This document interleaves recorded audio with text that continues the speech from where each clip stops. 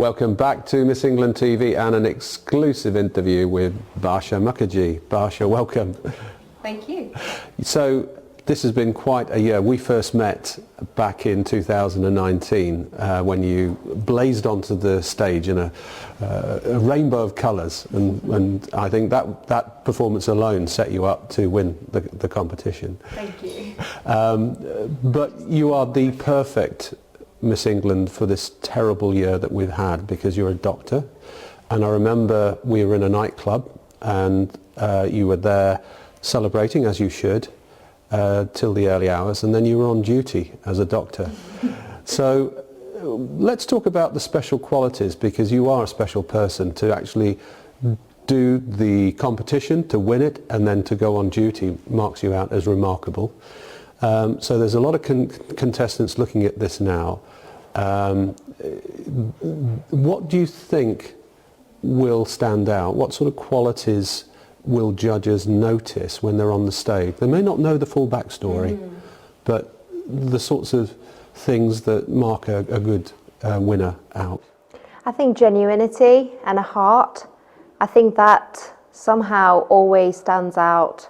You can't hide that, especially in the way that you present yourself, because the judges aren't just looking on the night, they are looking at your journey to the actual night as well. And for me, I just wanted to be myself, represent me, who I am, what I stand for. I didn't really have an expectation to win. And I think if you go into the competition without an agenda, really, just to enjoy it, to have that inner, that want to do good and put good out into the world, I think that really shines through, especially for Miss England. I think the judges have always been very genuine people themselves, and they look for that in the contestants as well. Now, watching the competition, I've seen how the ladies prepare. You're shown the ropes, but how much of it can you pre-plan versus actually just being in the moment and not worrying about what you might need to say or do? Preparation is good. I think over-preparation sometimes also shows through. Right. It's really important to work on yourself and be the best version of yourself, because remember, this competition teaches you skills that are very transferable to other industries, other careers as well, whether it's public speaking, talking in interviews, doing charity work. You're building your own CV on this whole journey. So work on that and think of that being the gain, that you get an opportunity, a platform to become the best version of yourself. And that is where the competition is, who becomes the best version of themselves. And that's what the judges are looking for as well, I think. Okay. Now, we did an interview with Andrew Minnick, who's the local brand ambassador UK for Indola.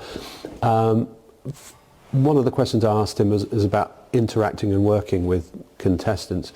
When you first met Andrew and other people working on your style, was it a new experience, or was this something that you think people should try and gain before they enter the competition? It's always nice to have professionals come with a fresh perspective of what you can change, but I think the way the team for Miss England works is all about individuality and enhancing your best features, and it's not about changing and becoming someone different, especially if it makes you uncomfortable being that person. So I think I tried to stick to being what's most authentic to me, and that's what I got help with. I still remember we did a shoot with Andrew and the whole team of Miss England, and prior to Miss World, there was no pushing or any sort of force that I felt that I needed to be looking a certain way. I think I pretty much called the shots. Yeah. And a lot of the contestants, they'll notice as well that Angie Beasley, Andrew, the whole team of Miss England, we just want to just polish, put a little bit of polish on what you already are. Yeah. Because that's how you're going to feel the most comfortable. But it helps to have that extra professional help. Okay. Let's also talk about the social media side of things, the do's and don'ts, because it's very important as you build up to the grand finals that you get the social media presence right. What are your tips to contestants about managing their social media? I see it as a job, but at the same time I don't like to let it consume me, because it's very easy to do that, especially when you're watching the other contestants. You can feel quite pressurized from it, and it's very important to stay authentic. As I keep saying, it's all about being authentic to yourself. The numbers shouldn't matter at this stage, it's the effort. Yeah. It's your intention, that's what counts. The whole team of Miss England are very supportive of that. And if you stay authentic, you will make that impact that you're trying to make, essentially, on social media. But I try to treat it as a business almost. You know, it's a give and take. You're promoting brands, you're promoting causes, you're getting something out of it. You're not just doing it just for, oh, look at me, look at my hair today, something like that. It's purpose driven. Yeah. So that's how I see it. It's purpose driven. It's simply like a job for me when I do it. So Bhasha, another aspect of getting the word out is dealing with the press. Any tips for contestants? Because, I mean, they'll be engaging right now with local press and media and radio stations. So my advice to the contestants about press and media is don't say anything that you wouldn't say to your grandparents. Be eloquent. I don't know what I'm saying. Sorry, one more time. Start again. Yes. So my advice to the contestants regarding press and media would be to not say anything that you wouldn't say to your grandparents. Be eloquent, be confident, of course, but there's also a lot of advice that you can get about how to talk to the press and media from the Miss England team. You can ask previous winners, you can ask Angie Beasley, you can ask me if you want. It does get easier though. After you've done a couple of interviews, you realise that the questions are repeated, so you end up having a structure for your answers. And sometimes less is more. You don't have to keep talking and talking. It does, as long as you get your point across, that's all I would say. So in terms of physical side of things, keeping yourself fit and looking good, any tips for contestants that have made a difference to you over the last 18 months? I think physical fitness is very important. It reflects in every aspect of you, the way you carry yourself. You know, your skin looks better and everything. So your diet, your well-being overall, mental health, sleeping on time, getting into a routine, that all fits in, because it really helps with the whole competition. Because a competition as a whole can be quite physically draining and mentally draining, and that reflects on your physique, your face, the way you come across in interviews as well. So it has to be a balance, and I really recommend the girls to find that routine, make sure they're sleeping on time, make sure they're looking after themselves internally at the physical level, health-wise as well.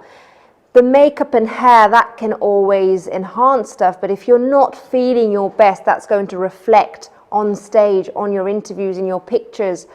And, you know, exercise and health is absolutely paramount to making you come across your best self. Okay.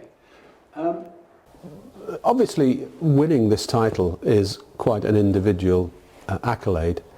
But how much is, in terms of winning the competition, is down to you as an individual and down to you and a team and working with a team?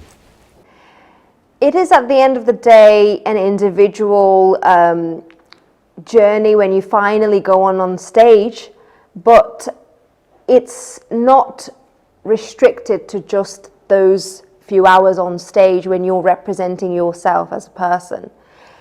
The contestants, previous contestants, would tell you that one of the biggest things to gain from this competition is the family that you gain, the network that you develop, the people that you meet, because life will go on after this 1 year of you having this title, whether you're a local title holder or a national title holder, or even if you're a Miss World. It only lasts 1 year.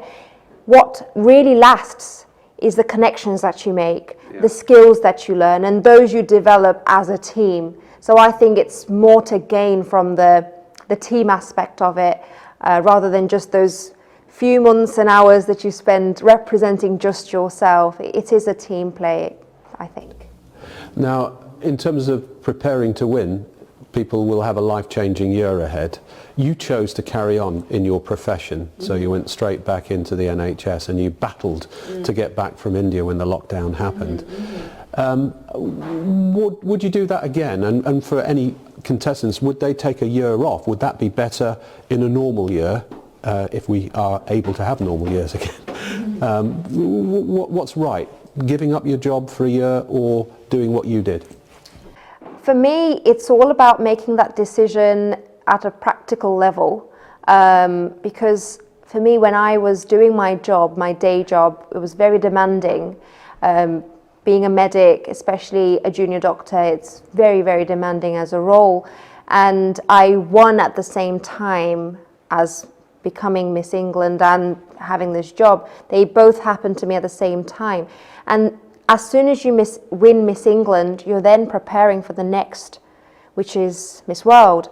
That's a very demanding role as well. And there's a lot of preparation you have to do because you're representing the country at the end of the day. Yeah. You know, you want to give it your best shot. For me, it was about striking that balance. My intention was always to return to work when it would be next appropriate. But this is 1 year that will never come back, you know, and this is one opportunity that is a lifetime opportunity. For me, that's what it was about. I knew I'm going to have a 40-year career span as a medic.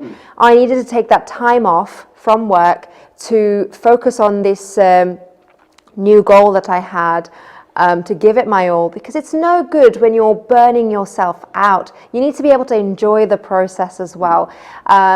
And that's why I took the time off that I did.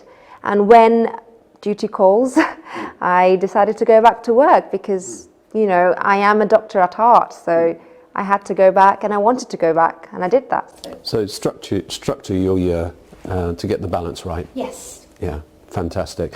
Well, I think that there were some really good tips for future contestants, and I know that you've had an extended year. You've been the perfect person to win it in what is really a terrible year for the country. So you've shone a lot of positivity out there. So I hope you can continue to do that until the grand finals. Thank you very much, John.